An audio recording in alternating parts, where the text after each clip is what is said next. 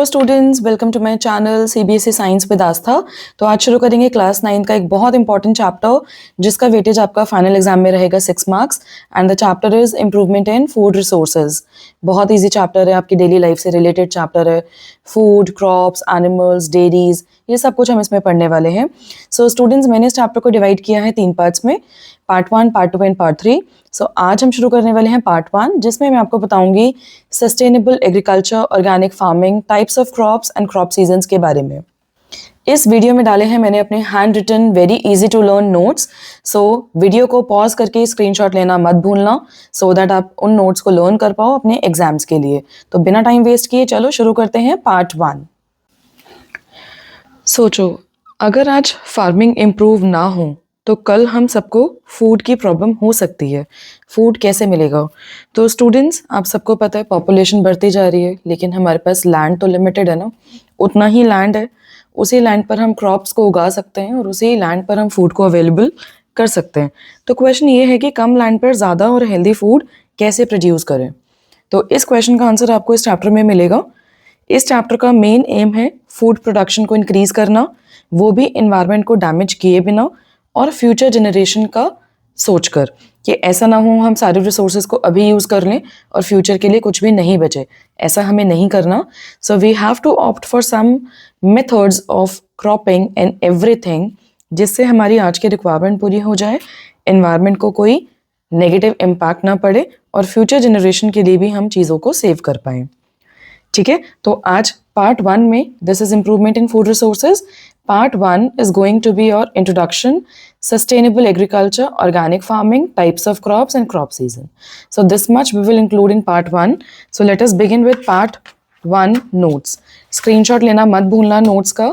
So food is a basic requirement for all living organism। ये हम सबको पता है, हम सबको food चाहिए, हमें सबको खाने के लिए चीज़ें चाहिए, because food हमें energy देता है, हमारी ग्रोथ कराता है और डिजीज से बचा कर रखता है। So we need carbs, proteins, fats, vitamins and minerals that we get from our food. So with the rapid increase in population the demand for food has also increased. Obviously जितने लोग ज़्यादा होंगे food की demand उतनी ज़्यादा होगी, but area of land available for cultivation is limited. तो उसी लैंड पर ज़्यादा फूड उगाना है, ज़्यादा फूड को ग्रो करना है। Therefore it is necessary to increase food production by using scientific and improved methods of crop production, animal husbandry and fisheries. So इन सबको हमें scientific तरीके से डील करना है। तो the science of these methods is called improvement in food resources. इन्हीं सबको करना, इसको हम क्या कहते हैं? Improvement in food resources. Now सबसे पहला पॉइंट आता है सस्टेनेबल एग्रीकल्चर। अब सस्टेनेबल एग्रीकल्चर क्या होता है? ये होता है कि फार्मिंग में आप ऐसे तरीके अपनाएं, ऐसे तरीके से फार्मिंग करें और फूड को प्रोड्यूस करें जिससे एग्रीकल्चरल यील्ड, यानी कि जो भी आप ग्रो कर रहे हैं, चाहे वो वीट है, राइस है, पल्सेस हैं, फ्रूट्स हैं या वेजिटेबल्स हैं, जो भी आप अपने लैंड पर ग्रो कर रहे हैं, उसकी क्वांटिटी को हम बढ़ा सकें, उसकी यील्ड को हम मैक्सिमाइज कर सकें with the aim of conserving natural resources. लेकिन क्या करते हुए? नेचुरल रिसोर्सेज को कंजर्व करते हुए, एनवायरनमेंट को बैलेंस करते हुए। तो adoption of various farming and production management techniques to maximize agricultural yield with the aim of conserving natural resources and maintaining environmental balance। अब इसमें क्या क्या आएगा? इसके लिए हम नए नए तरीके यूज़ करते हैं और ये सारे जो मेथड्स हैं ये इस चैप्टर में आप डिटेल में पढ़ोगे। तो इसमें क्या हो सकता है? मिक्स्ड फार्मिंग हो सकती है, क्रॉप रोटेशन हो सकती है, इंटरक्रॉपिंग हो सकती है, इंटीग्रेटेड फार्मिंग हो सकती है। और क्या करना है? केमिकल्स का यूज़ कम करना है। दैट मीन्स कि जो फर्टिलाइज़र यानी कि जो न्यूट्रिएंट्स होते हैं क्रॉप के लिए, वो भी क्या हो? बायो फर्टिलाइजर्स हो या फिर ऑर्गेनिक फार्मिंग। सो इन सब तरीक़ों से हम सस्टेनेबल एग्रीकल्चर को अचीव कर सकते हैं। 1 बाय 1 इस चैप्टर में हम ये सारी टेक्निक्स को डिटेल्स में पढ़ेंगे। सबसे पहले पढ़ते हैं इंटीग्रेटेड फार्मिंग क्या होती है। इंटीग्रेटेड फार्मिंग होती है combination of agriculture with other cultures like fish culture. जैसे एक प्रैक्टिस होती है बेटा जिसमें कि हम राइस की क्रॉपिंग करते हैं। अब राइस की क्रॉप को बहुत ज़्यादा पानी चाहिए होता है, तो every time in that field आपको वाटर को रखना ही रखना है, स्टैंडिंग वाटर रहेगा ही रहेगा। सो उस वाटर को आप और किस तरीके से यूज़ कर सकते हैं? In that water we can perform fish culture. So water is available on the same land for the rice crop and in the same water we are doing fish culture also ठीक है, या फिर किसी farm पर आप B keeping कर सकते हो, पोल्ट्री, यानी wherever you are doing this agriculture practice, along with the agriculture practice on the same land you can include fish culture, bee keeping, poultry, animal husbandry, etc. अब इससे फायदा क्या होगा, एडवांटेज क्या होगा, ये सॉइल की फर्टिलिटी बनाए रखेगा क्योंकि आप सस्टेनेबली यूज कर रहे हो, बायो फर्टिलाइजर्स यूज कर रहे हो, एनवायरमेंट को प्रोटेक्ट करके रखेगा क्योंकि आप एयर वाटर सॉइल का पोल्यूशन नहीं करोगे इससे, saves water and energy. Obviously अगर सेम लैंड को मल्टीपल यूजेस के लिए, मल्टीपल पर्पसेस के लिए यूज किया जा रहा है तो आपकी एनर्जी भी सेव होगी और वाटर भी सेव होगा, और ये लॉन्ग टर्म फूड प्रोडक्शन को इंश्योर भी करेगा बिकॉज किसी भी चीज़ को आप नुकसान नहीं पहुंचा रहे हैं, सो वो लंबे समय तक आपके साथ रहेगी। अब यहाँ पर एक छोटी सी डेफिनेशन पेपर में आ सकती है कि फार्मिंग क्या होता है। फार्मिंग होता है process of harnessing solar energy from plants. देखो ऑब्वियसली हो क्या रहा है, प्लांट्स खाना बनाते हैं, प्लांट्स फूड प्रोड्यूस करते हैं फोटोसिंथेसिस से, फोटोसिंथेसिस के लिए क्या चाहिए, solar energy.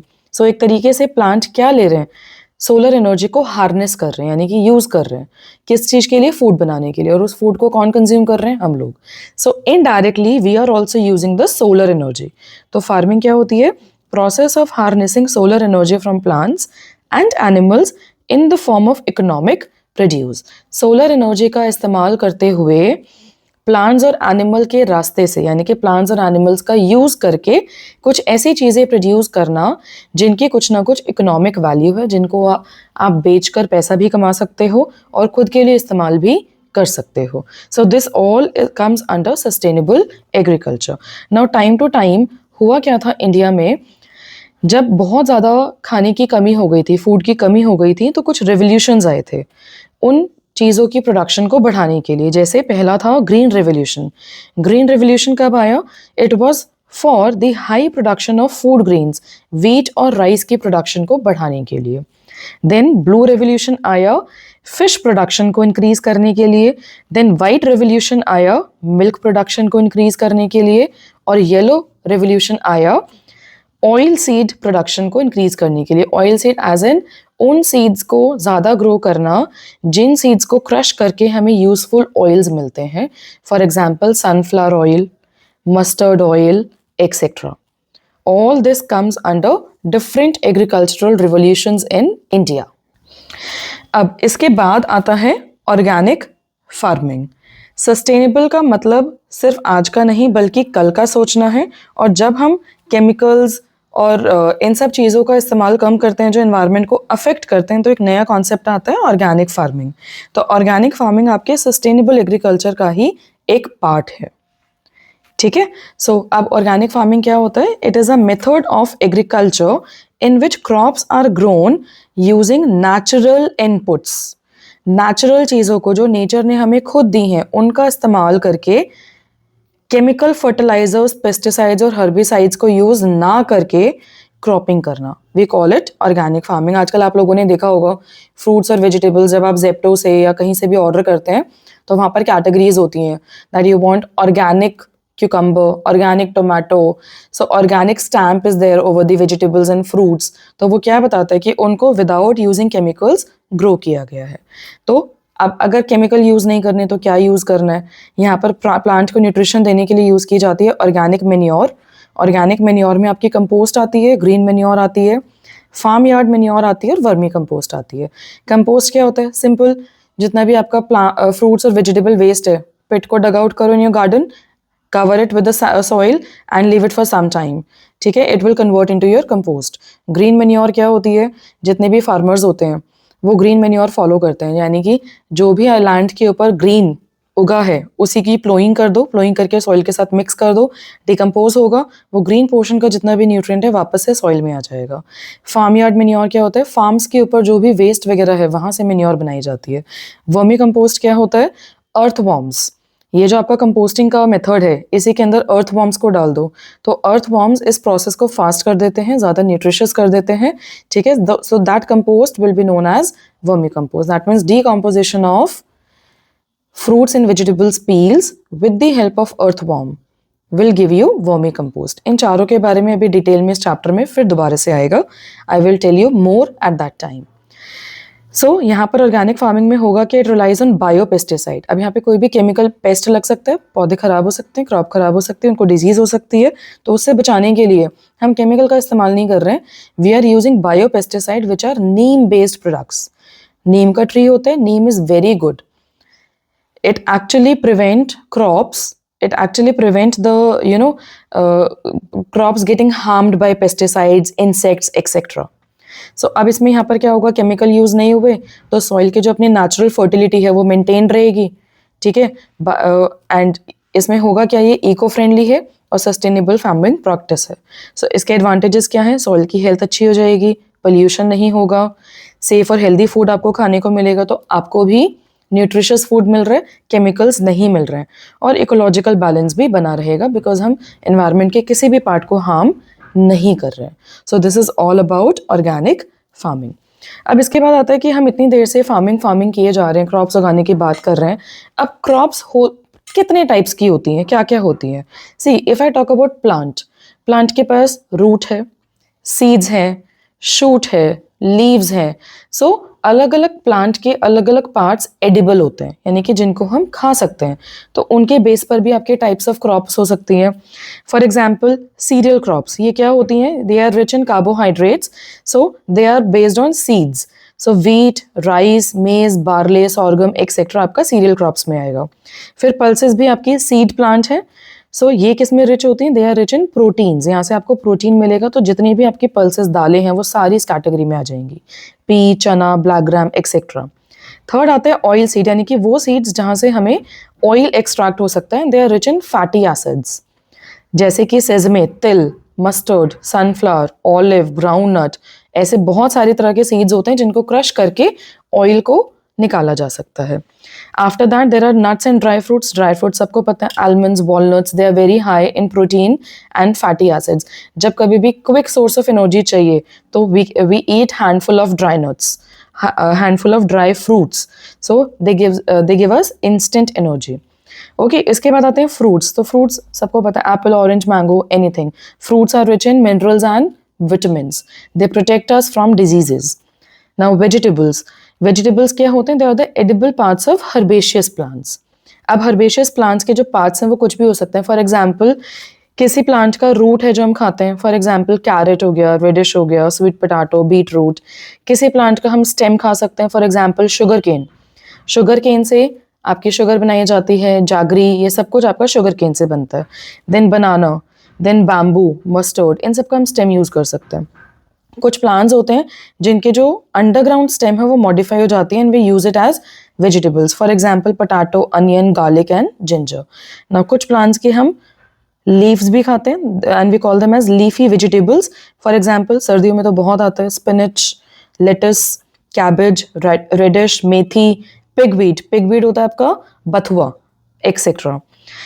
And there are few plants जिनके हम इनफ्लोरेसेंस वेजिटेबल्स भी खाते हैं, that means the flowers in the form of vegetables, for example broccoli, cauliflower, etc. Now there are few crops which are known as fruit vegetables, यानी कि कुछ ऐसी चीज़ें जिनको ना तो आप completely फ्रूट की कैटेगरी में डाल सकते हो, ना ही completely वेजिटेबल की कैटेगरी में डाल सकते हो। So they are tomato, pumpkin, brinjal, jackfruit, cluster beans, lady finger, tamarind, capsicum etcetera. Now there are few crops that gives you spices. Spices क्या होते हैं? That add flavor to your food. So it can be chili, turmeric, black pepper, cumin, etc. Now there are crops which are used for fodder. Fodder मतलब animals को खिलाने के लिए जो हमें चारा चाहिए होता है, उसके लिए कुछ crops उगाई जाती हैं, which are specially known as fodder crops. That is berseem, oat, Sudan grass, sorghum, etc.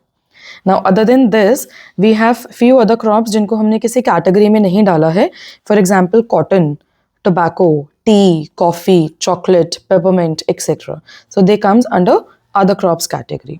Now अब हर क्रॉप को हर सीजन में हर तरीके के क्लाइमेट में ग्रो नहीं किया जा सकता, so crops are divided based on their sowing season, यानी कि कब हम उसको सो कर रहे हैं, उगा रहे हैं, बीज को डाल रहे हैं, और कब हम उसको हार्वेस्ट कर रहे हैं। So in your NCERT, 2 crop seasons are given, that is Kharif crops and Rabi crops. But there is one more, that is called Zaid crops. Okay, so in total we have 3 crop seasons, Kharif, Rabi and Zaid crops. So Kharif crop क्या होती हैं? ये वो crops हैं जिनको rainy season में उगाया जाता है. सो they are Son in June and जुलाई. जून और जुलाई के मंथ में सॉइल के अंदर इनके सीड्स को डाला जाएगा और इनको हार्वेस्ट कब किया जाएगा? सितंबर से अक्टूबर के बीच में. क्योंकि रेनी क्रॉप्स हैं यानी कि इनको पानी ज़्यादा चाहिए, so they require more water. Example rice, maize, cotton, groundnut and jowar. Rabi crop just इसका ऑपोजिट होता है. ये इनको पानी ज़्यादा चाहिए, राबी क्रॉप्स को पानी कम चाहिए. So they are grown in winter season. तो इनका सोइंग मंथ्स कौन से होते हैं? अक्टूबर या नवंबर. और इनको हार्वेस्ट किया जाता है मार्च या अप्रैल में. सो इनको पानी कम चाहिए. एग्जाम्पल हो गए wheat, gram, mustard, barley and peas. Apart from these two we have zaid crop. They are grown in summer season यानी कि मार्च से लेकर अप्रैल के बीच में इनको सो किया जाएगा और हार्वेस्ट यानी कि इनकी कटाई की जाएगी जून से लेकर जुलाई के बीच में. ये बहुत शॉर्ट ड्यूरेशन क्रॉप्स होती हैं, बहुत जल्दी रेडी हो जाती हैं और इसमें मेनली आते हैं फ्रूट्स एंड वेजिटेबल्स. तो एग्जांपल हो गए watermelon, muskmelon, cucumber and most of the vegetables. Alright students, so you can take the screenshot of the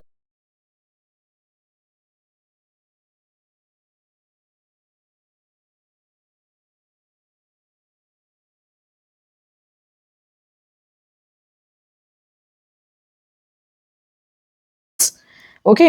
so आज हमने क्या क्या कवर किया? We covered sustainable agriculture, organic farming, types of crops and crop season. Part 2 में हम discuss करेंगे chapter का सबसे scoring portion. I can show it to you also. What is that scoring portion?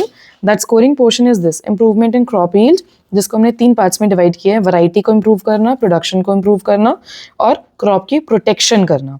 So this all we are going to study in part 2. तो part 2 बिल्कुल भी miss मत करना. वीडियो हेल्पफुल लगी हो तो like, share, subscribe and press the bell icon so that आपको part 2 और पार्ट 3 का नोटिफिकेशन इमीडिएटली मिल जाए. मैं मिलूंगी आपसे पार्ट 2 में. Till then keep learning.